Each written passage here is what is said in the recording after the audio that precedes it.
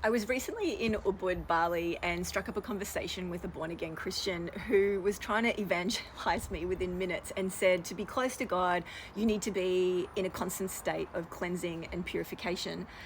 And parasites were the root of most people's ill health. And I'm like, dude, that's really interesting. This is my field of work. I work with the gut microbiome, and this is not where science is at today.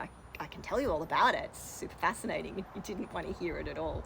He was on that, puritanical trip of like eradicate and to be pure. And I get it. Like, I've been there, and I ended up in this field of work because in the late 90s in London, I picked up a terrible bacterial infection that took me to hospital. I lost 18 kilos. I was pummeled with antibiotics, and my gut was never the same for like over a decade.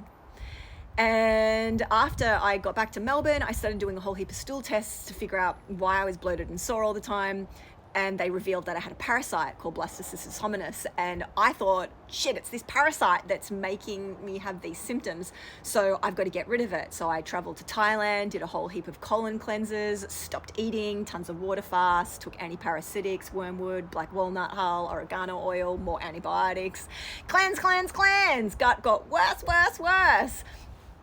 Where we are today in 2025 is that the strongest, healthiest guts don't even necessarily have zero parasites, that they have diversity. We're looking to have over 200 different species in the microbiome, so we need to nurture those species. We don't want to eradicate them. We want at all costs to avoid antibiotics and antimicrobials where possible.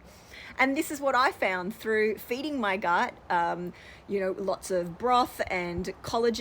I ate lots of different plant species. Yes, I lowered my alcohol, sugar, and caffeine intake.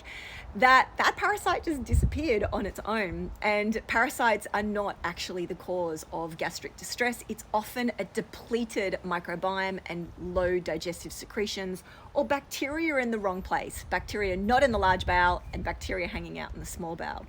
So I kind of had this take with this man and his puritanical, line of thought of eradicating, this is how we get into spirituality. And I believe that it's really about nourishing what's good in our lives, not about removing what's bad, nourishing our relationships with people that we love, with animals, with ourselves, nourishing our creativity and, our connection with nature or wherever you find God.